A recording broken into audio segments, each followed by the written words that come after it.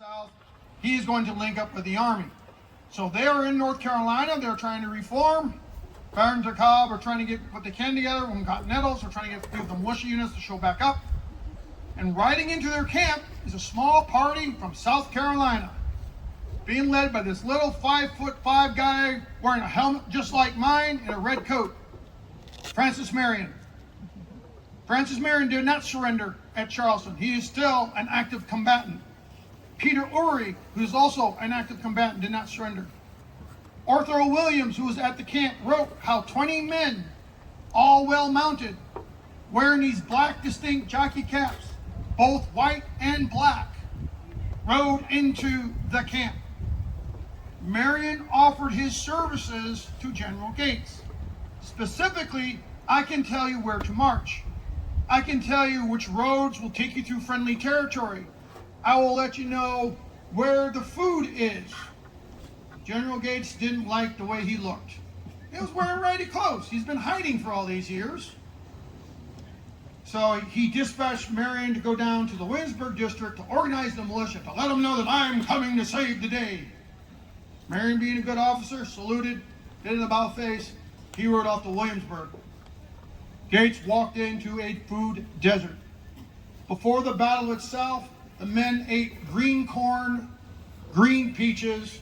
They had no rum for the water, so they drank molasses. We call that dysentery. Most of the men were sick. Most of the men had severe cases of diarrhea. They're very dehydrated because they've been marching in the summer through North Carolina to get to the border of South Carolina. So now they're going to make their approach down towards Camden. They know that's the biggest British concentration. Cornwallis knows that they're on their way because Loyalists have been telling him, because they've been marching through Loyalist territory, that they're coming. So he's marching. So I always wondered, well, why did the initial battle happen at night? Simple. This is when you march in the summer. Down here in the south, like up north, they go to winter camp, like Valley Forge. No one fights in the winter because how do you fight in 2 to 3 feet of snow? Down here in the south, who fights in the summer? Too hot, malaria, other things. So a lot of the armies wouldn't actually go into summer camp. Gates was on the move because he had to do something quickly, so he's marching at night. Well, there's only one road leading to Camden.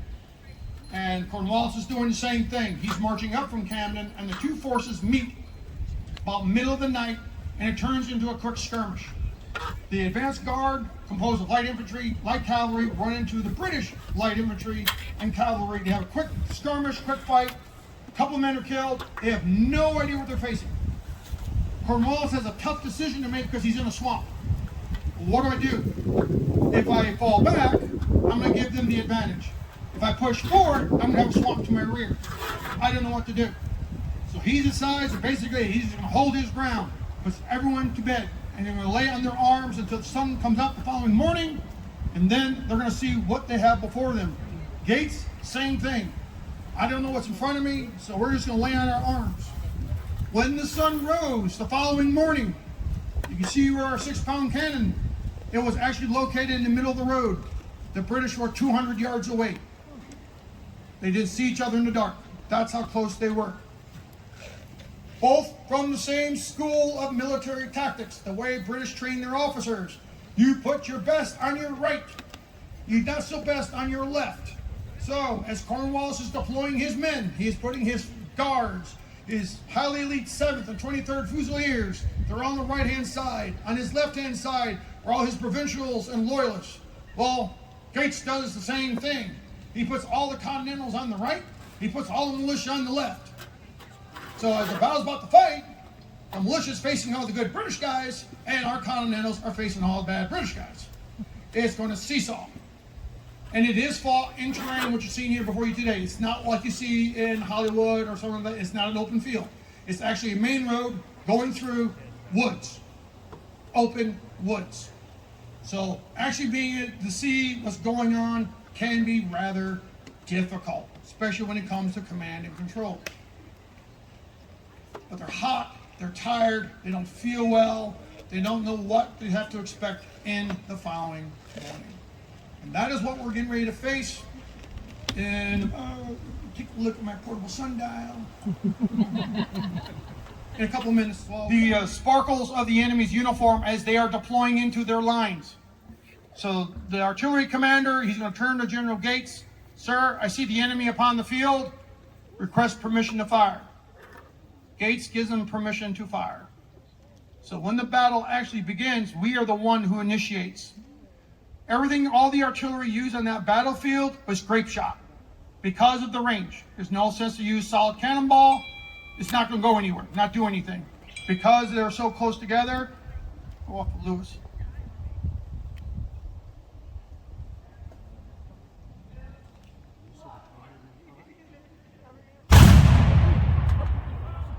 And it starts with a bang. Yes, folks, that's the beginning of our Battle of Camden. Yeah, basically it was. So they start peppering the British with grape shot.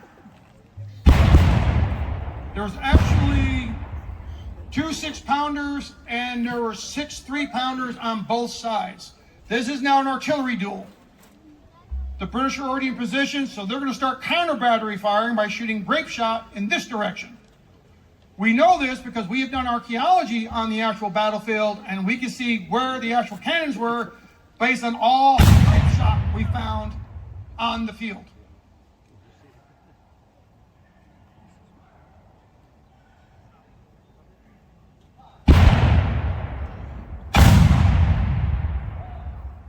Yes, not only can you see her go boom, you can feel her go boom.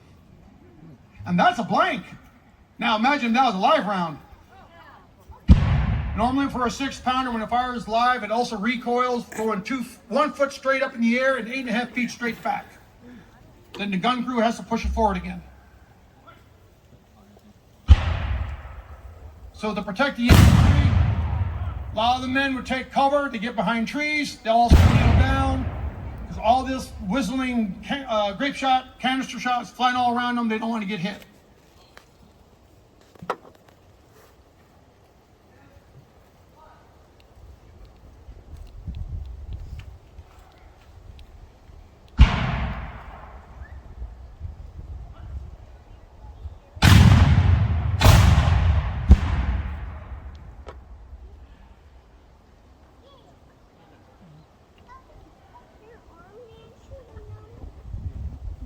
Now you see what we call the fog of war. Can you see the British yet? So that was one of the major issues during the battle. The humidity was so low that the fog of war, all this smoke, was laying about 6 to 8 feet into the air. All you could see was maybe a silhouette in the distance. You couldn't tell what color the uniform was. You're not too sure what's going on.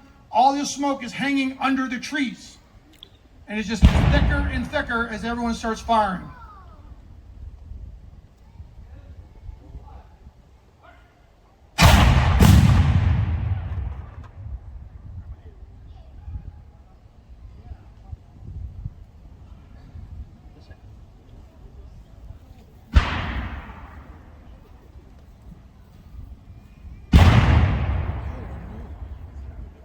This is what we call sustained rate of fire. The gunners are just doing a nice steady pace. They're not going too fast because you don't want to burn up all your ammunition. Not to mention, those tubes do get hot.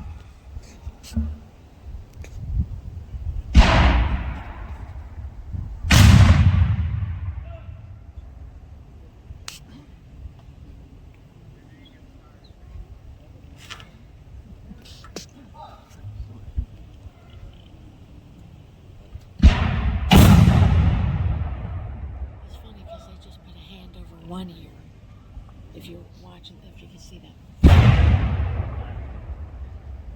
So on the other side, they're doing the same thing. They're kneeling down, they're staying behind trees. They're also hearing the sound of that whistling grape shot going in and around them. So this is a shock on both sides. They're trying to get their courage up to go do a battle. Now you're under constant artillery fire. All this grape shot, canister shot is flying all around you. You got to keep your nerve up because you know that you got to stand up and walk towards that in a few seconds.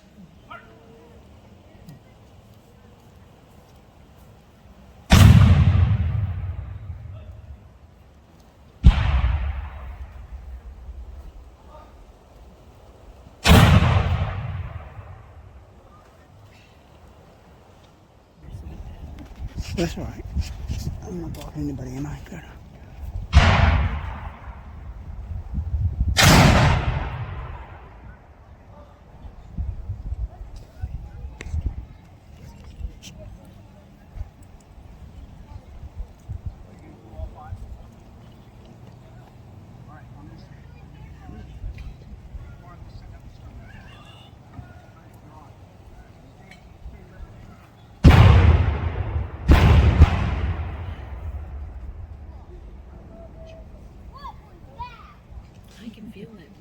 Yes. Yes, me too. So now we're trying to figure out, okay, what is really in front of us? So Gates sends out skirmishers. These are members of the light infantry, also with some of the militia. These are usually riflemen, fleet of foot. They're going to advance and say, okay, how many British are in front of us? Is this just a foraging party? Is it a small party? Are we really facing the whole Major General Cornwallis? Now, because they usually operate in small groups, they actually operate spread out, so they're not really close together. So as the artillery is firing at them, harder target to hit.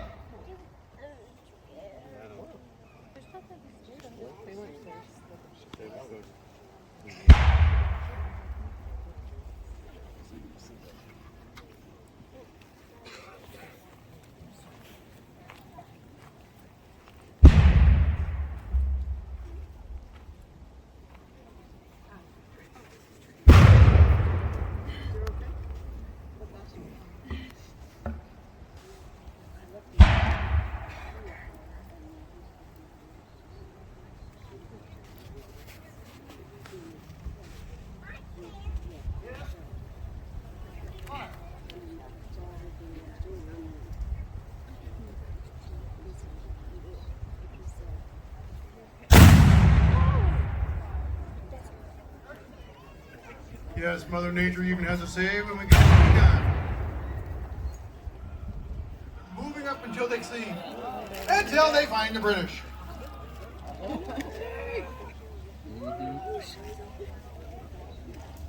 And the British do what they do best. Well, if they're militia, charge them with the bayonet. And of course, as they're falling back, they run into their militia group, and the militia group does not want to fight either. Now, this is a good distance from what, compared to what you see here. There was a big difference in the amount of space between the actual Maryland Brigade and the militia. So they had no idea that their flank is completely open. So they're advancing to meet the British. They don't know that their whole left side is exposed. The militia fell back, and they're currently with the 1st Maryland Brigade, and they're trying to reform. If you look into the woods, you can see the green coats of both Tarleton's Legion, the German Jaegers.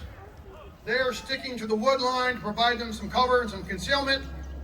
They're going to get into position so they can actually take the artillery under fire. During the actual battle, the 6-pounder that the Continentals had only got off 3 rounds because the gun broke. After the 3rd round, the trunnion, which is the actual piece that holds the tube to the carriage, cracked in half. Now he had a 3,000-pound paperweight. Nobody else could do that. So now the Maryland Brigade, they're engaging the British Brigade.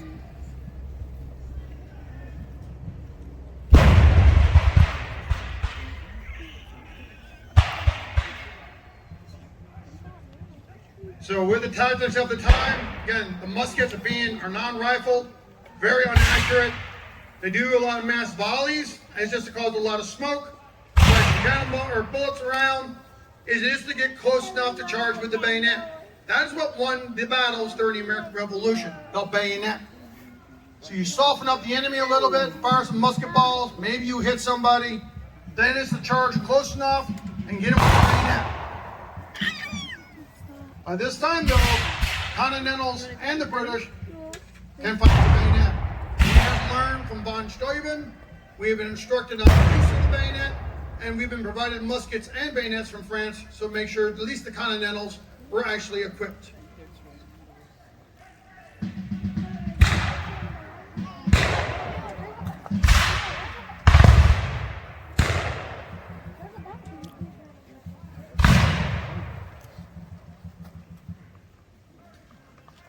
So with the confusion of the battle, they can hear the firing on the left side. Right now, the Jaegers and the lights are engaging the artillery. They just don't know what's going on. Gates has no idea what's happening to his left. He's more focused on the center, where the British are advancing, and the Maryland Brigade.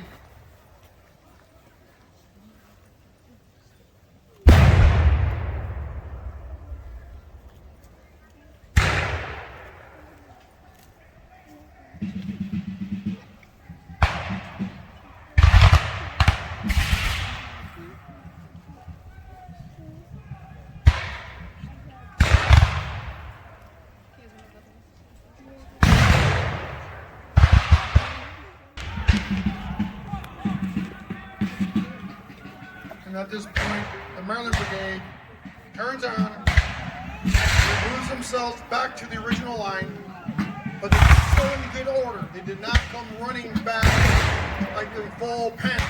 They did it under control. Baron DeKalb, who was commanding this side, or this wing as we would call it, kept his men under control. They were well-disciplined professional soldiers.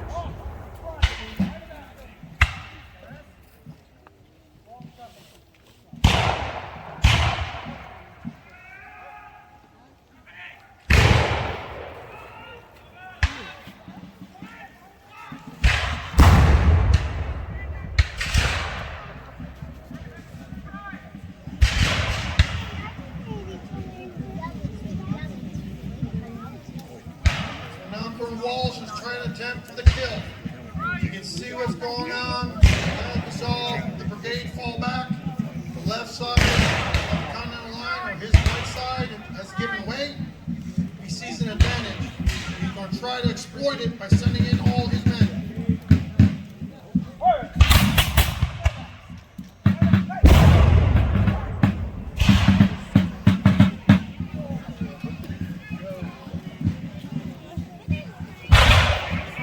And using the old motto, it's better to run and live another day than sit there and fight with bare hands.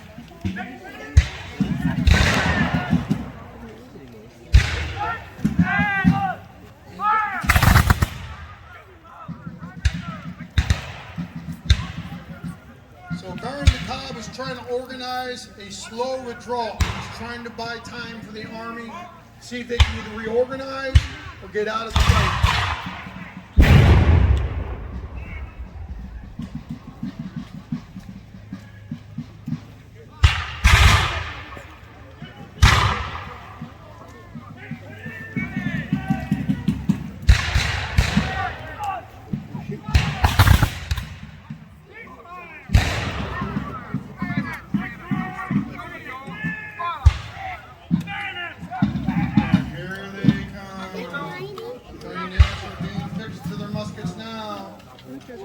This means they're about to get up close and personal with the brigade. The biggest advantage about a bayonet is you don't withdraw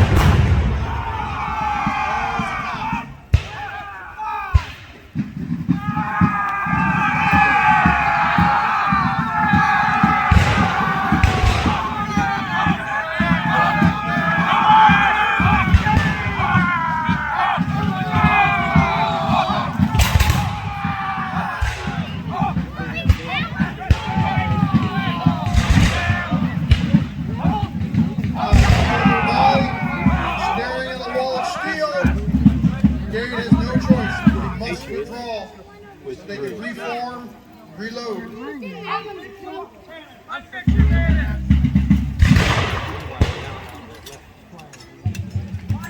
Now the British are controlling the center of the battlefield. They are taking control of the artillery pieces. They were actually left behind.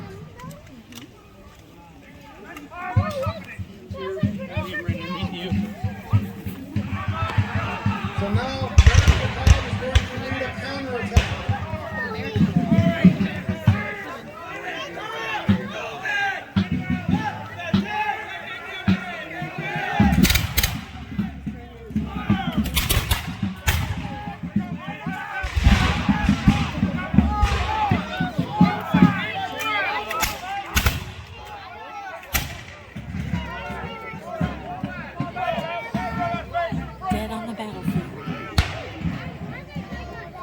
Baron DeKalb, who actually led the attack, was stabbed 13 times, shot 5.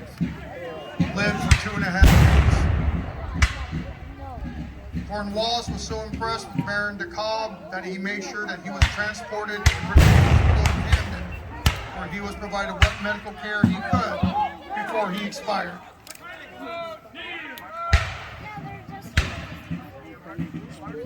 pretty spectacular. It lasted 2 days.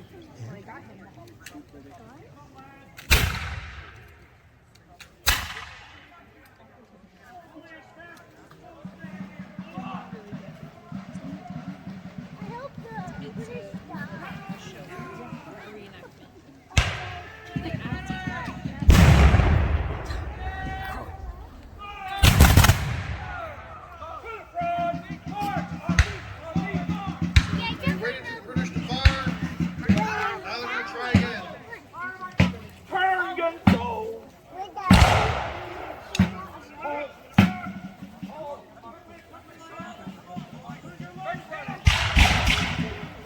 This is literally what we call point blank range. Now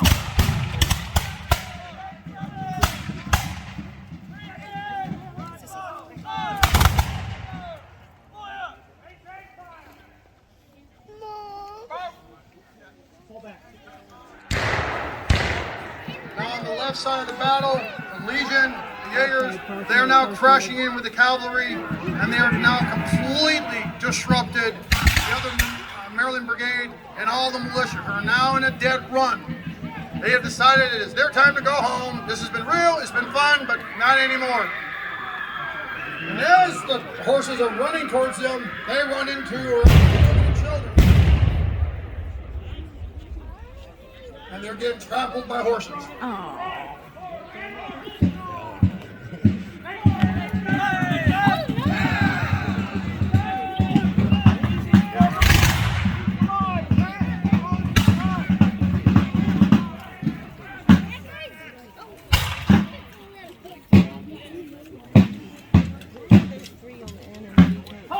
So the moment Tarleton's dragoons are chasing down any survivors, Gates is caught up in the flow, he's going back. Tarleton would chase the survivors to hang out. That's 10 miles. Okay. The only reason why he stopped was his arms got tired from chopping all the wood. And also they turned around and looked behind them. Dug the difference. So the rest of the British Army completely encircled all of the remaining Continentals and proceeded to slice and dice heavily with their bayonets and their sabers. Until they were either taken prisoner or there was no survivors on the field.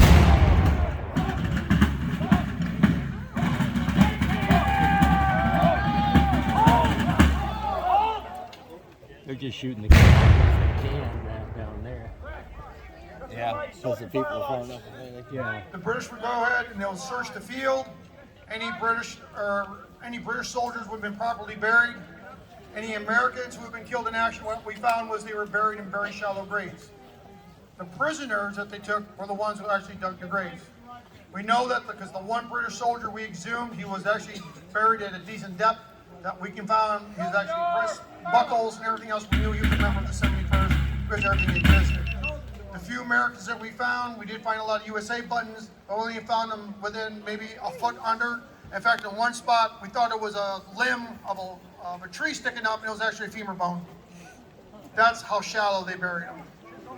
Because they had to move. They had to get back to Camden. They had to be able to, reconsolidate what they had. There was only a quick burial, no more than a day, going through and securing the prisoners, securing the arms, and then head back to Camden.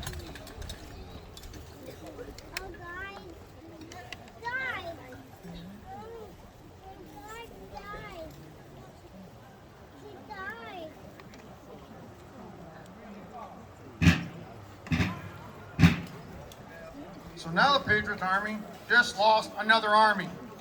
Now they're in a bad strategic situation. Gates is going to ride all the way back to Raleigh. He's got to report to Congress.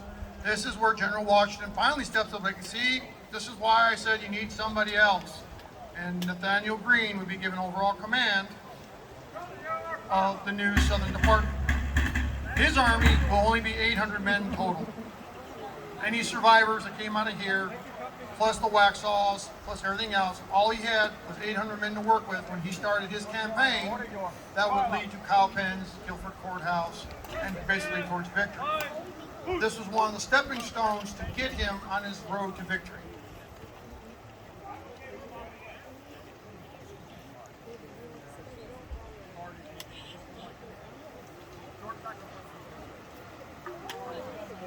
And that, ladies and gentlemen, is the Battle of Camden. All right. I have before you the members of the British Brigade, Bombos German Hessian Regiment, also members of the Continental Line, North Carolina Militia.